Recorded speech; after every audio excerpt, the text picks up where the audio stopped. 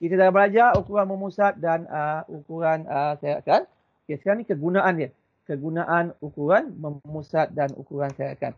So, ingat yang kita belajar ni, setakat ni, topik yang ketiga ni, dari segi praktikal dia kurang maksudnya praktikal tu kurang, maksudnya dari segi amalannya kita tak adalah kira mean, median tu macam yang saya buat tadi kan. Saya kira satu-satu, saya kira X masuk 2 satu-satu, saya tolak tu, saya tolak ni. Basically kita boleh guna Excel pun. Kalau siapa yang mahir guna Excel, apa yang saya tunjuk ni anda boleh masukkan dalam data dalam Excel. Apa lagi dalam kalkulator pun anda just boleh dapat jawapan dengan cepat. Cuma anda perlu mahir menggunakan aplikasi apps tersebut. Dari segi praktikal dia begitu. Kita takkan kira data tu. Data kita banyak.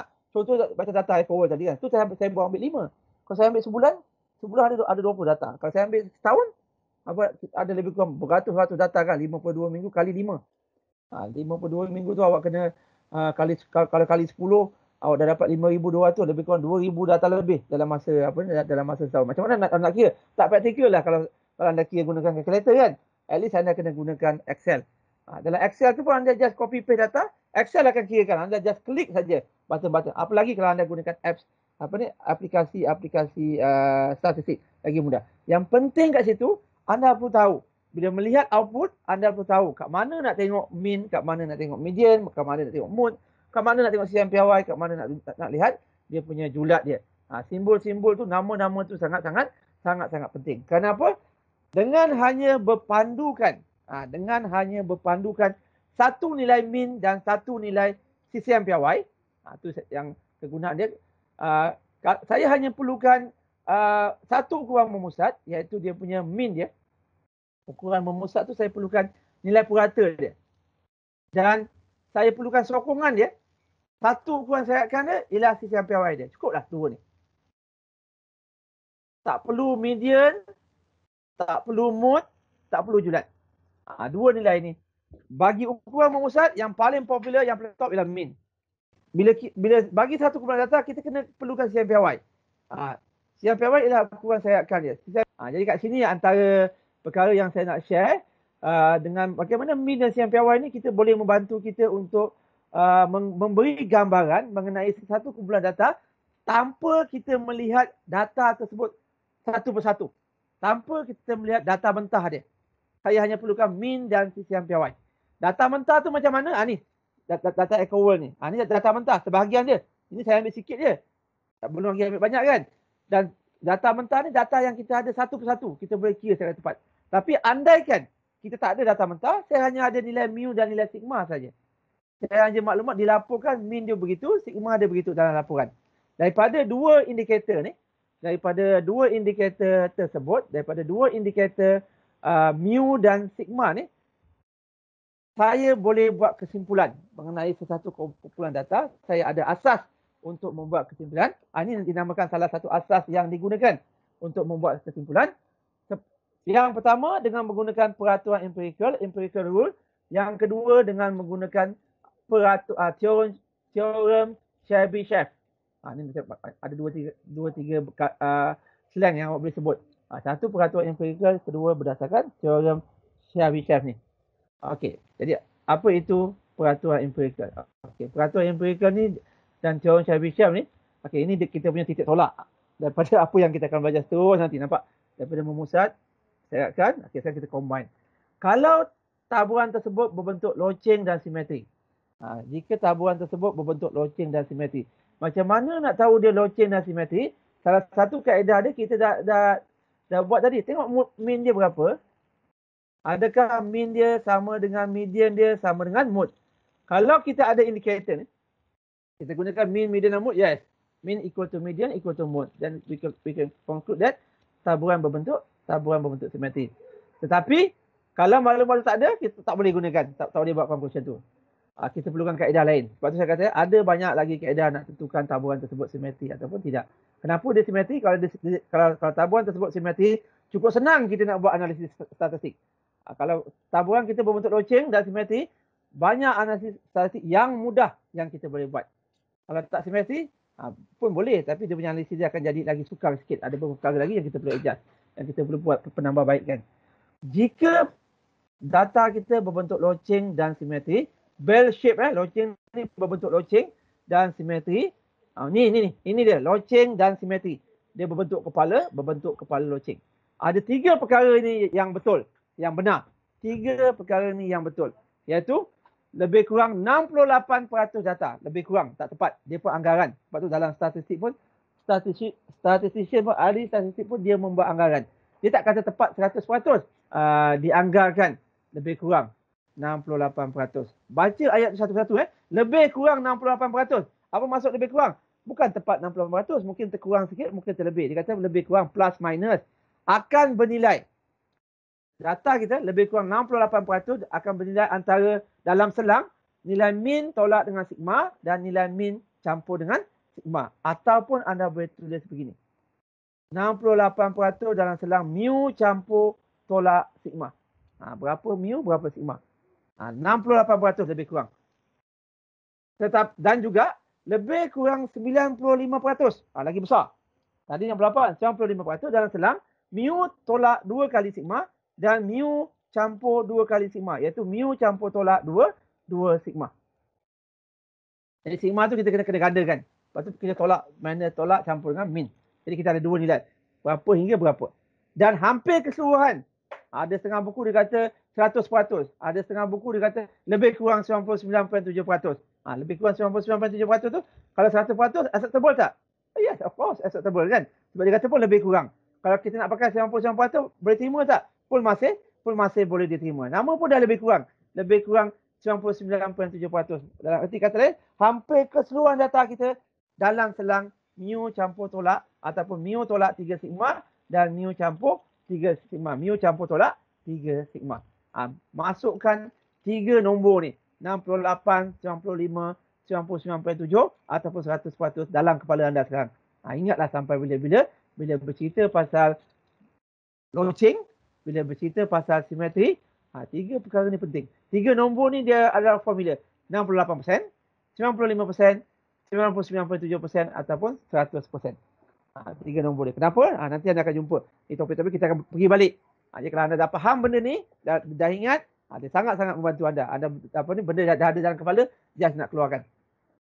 Okey, itu dalam peraturan empirikal. 3 perkara yang saya sebutkan ni, apa tu 3 perkara? Yang mana 3 perkara ni? Ni, 68%, 95%, 99.7% hanya betul, hanya sah dan boleh diterima jika data tersebut berbentuk loceng dan simetri sahaja. Selain daripada itu, orang cakap abaikan. Maknanya tak valid pun 3 perkara tersebut. Maknanya dia sangat-sangat ketat. Dia sangat ketat, tak boleh digunakan sebarangan. Ini guys panduannya. Ini dalam bentuk tulisan. Bila kita lukis, cuba kita lukis.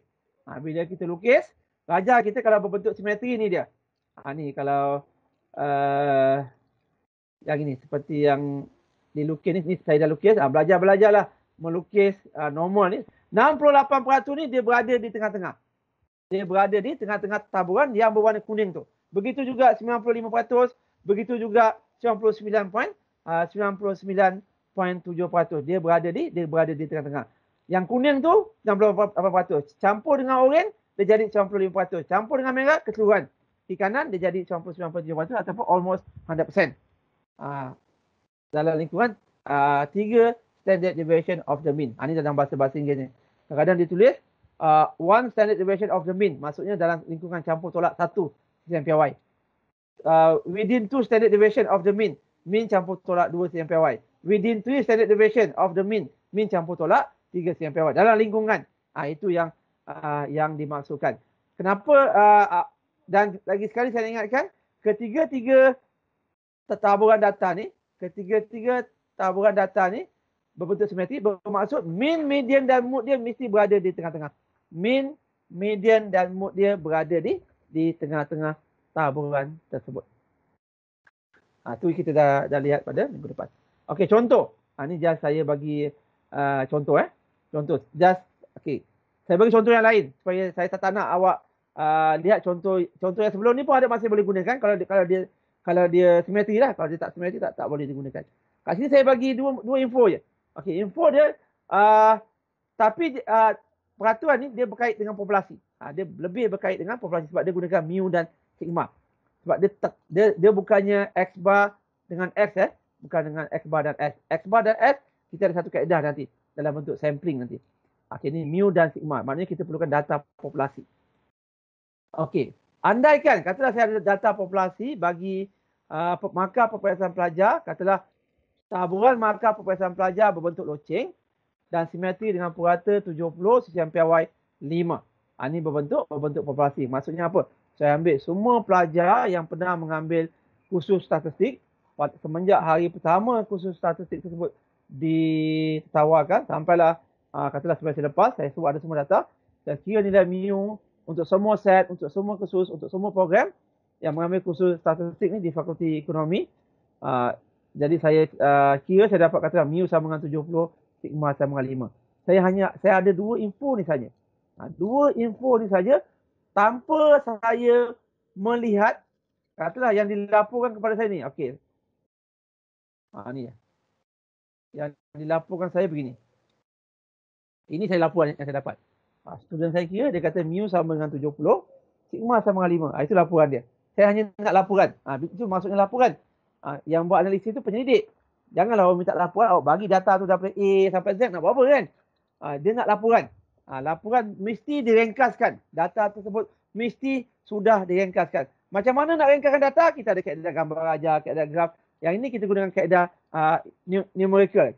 Iaitu dengan menggunakan ukuran memusat dan ukuran serakan. Itu maksudnya merengkaskan. Bila kita present ringkasan dia. Kita bentangkan dengan kaedah yang kita faham. Tanpa perlu kita lihat data je.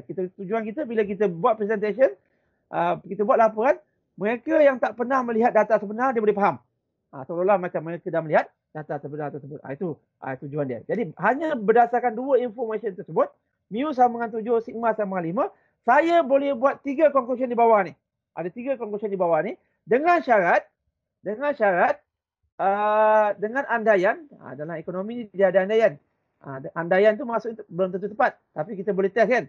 Dengan mengandaikan bahawa taburan markah tersebut dia berbentuk loceng dan simetri. Taburan markah tersebut berbentuk loceng dan simetrik. Itu syarat dia. Dia mesti berbentuk loceng dan simetrik. Kalau tak loceng, tak simetri, tak boleh dah gunakan. Walaupun awak boleh kira, tapi tak valid, tak sah. Pengiraan tersebut tak sah. Sesuatu yang boleh dikira, tak semestinya perkara tersebut betul. Sekarang kita nak dia betul dan benar dan tepat. Betul, benar dan tepat. Iaitu, mu, sigma, seperti yang saya tulis kan. Kalau saya, ni saya dah tulis, saya nak tunjuk balik. Macam mana benda ni dikira. Saya, kalau boleh, saya nak awak kira sendiri. Bukan anda baca saja. Kalau anda baca, anda tak akan dapat apa yang saya nak sampaikan. Kita ada 3 keadaan tadi kan. Kita ada 3 keadaan, 68%.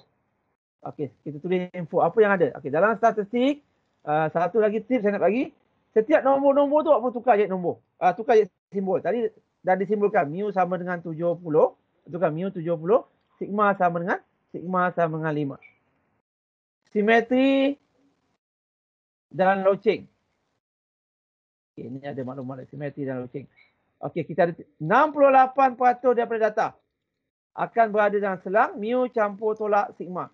Iaitu, apa itu mu campur tolak sigma?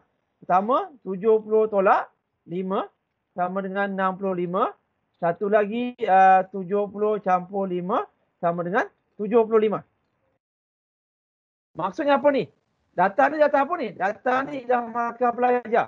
Jadi kalau data ni ialah markah pelajar, 68% maksudnya daripada keseluruhan pelajar dalam populasi itu, 68% daripada mereka,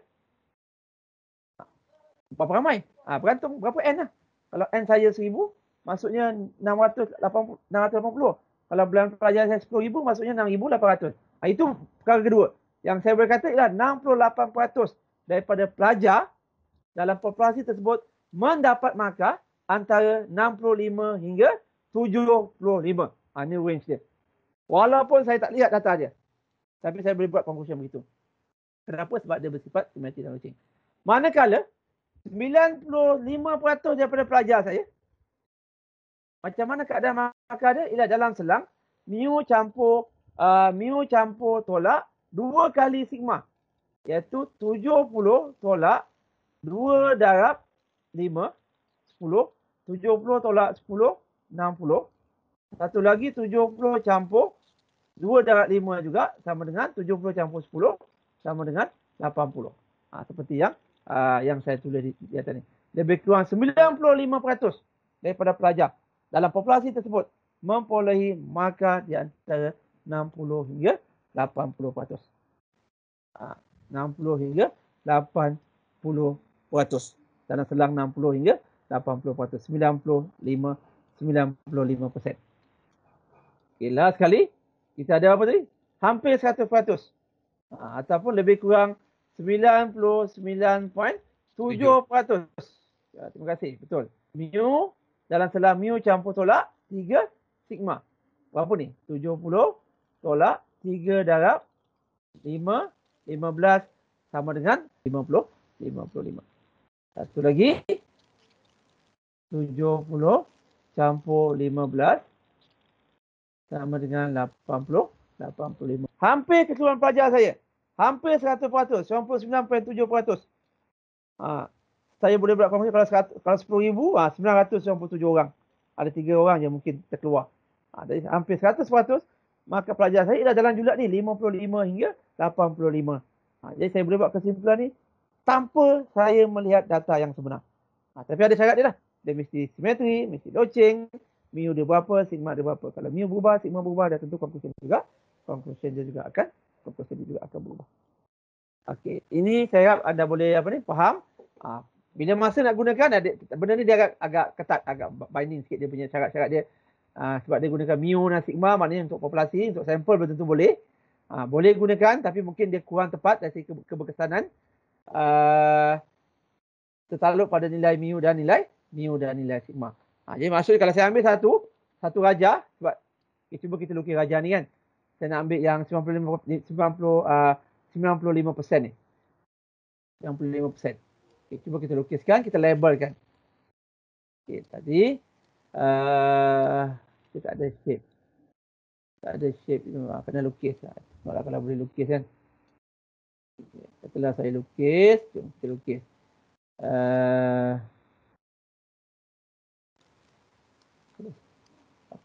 Tab ni pun tak berapa. Bila naik tinggi dia tak boleh. Sekejap. Awak boleh nampak apa yang saya nak sampaikan. Dia bentuk lebih kurang lah. Walaupun dia tak normal betul kan.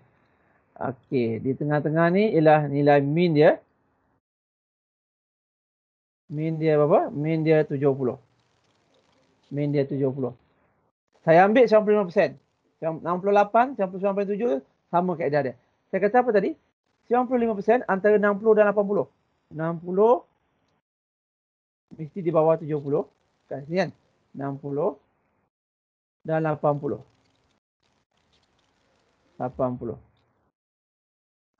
Okey.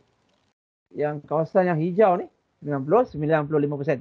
60 hingga 80 range itu adalah untuk 95%. Daripada pelajar saya. Kawasan ni antara 60 dan 70. Dia berada di tengah-tengah. Sebab jarak ni sama kan. Sebab ini adalah jarak 70 dan 60 ni ialah 2 kali CMPY dia. Kita campur tolak 2 kali CMPY dia. Okey, jadi dari segi pemahaman, ini level yang kedua. Kalaulah 95%, dah tentu maksimum dia 100% pula. Maksimum 100%. 100% keseluruhan raja ni. Luas keseluruhan raja ni. Kalau 95% tu di tengah-tengah, saya ada bahagian bahagian sebelah kiri dan bahagian sebelah kanan. Katalah saya labelkan bahagian A ni. Saya ambil kata lain lah. Okey, nampak kosong-kosong ni kan? Yang bawah 60 dan lebih 80. Kawasan A dan kawasan B. Jadi A dan B tu berapa persen? Berapa persen lagi yang tak termasuk 95%? Kita tolakkan dengan 100% kan? Jadi A dengan B tu mesti 2.5. Baki dia A campur B mesti 100 tolak 95. 5% lah. Jadi 5% kawasan A apa ni? Maka kalau pelajar yang dapat markah kurang daripada 60 dan B pelajar yang lebih dapat markah daripada 80. Berapa persen? 5%. Oleh kerana 95% tu berada di tengah-tengah kan? Automatik luas A untuk A tu mesti sama dengan B. Iaitu A pun mesti, kalau kita kena bagi 2 lah. A sama dengan 5/2. 5 bagi 2. 2.5. 2.5%. B sama dengan pun sama 2.5%. Itulah sifat simetri. Iaitu oleh kerana 95% tu berada di tengah-tengah. Jadi luas kiri dan luas kanan dia akan sama, iaitu 2.5%. Jadi kat sini kalau saya buat analisis seterusnya, saya boleh buat conclusion 2.5% pelajar saya mendapat markah kurang daripada 60. Markah kurang 60 ni lebih kurang kurang daripada B lah. Mungkin B minus. B minus ke bawah kalau saya tak silap. Manakala 2.5% lagi pelajar saya akan dapat markah 80 dan ke atas. Maksudnya 80 dan ke atas ni A lah. Maknanya ada 25% dapat markah A dan ke atas. Berdasarkan populasi ni. Jadi nampak tak? Kita boleh buat dia punya further punya analisis based pada 3 conclusion tadi. Sebab kita sebab dengan syarat dia bersifat simetri. Begitu juga kalau awak tukar dia jadi 68%, 99.7%. Perkara-perkara begini ni kita akan banyak jumpa nanti. Mungkin dalam konteks yang berbeza sedikit. Dalam analisis yang berbeza sedikit. Tapi dia punya asal dia yang ini. Okey, ini yang bersifat simetri.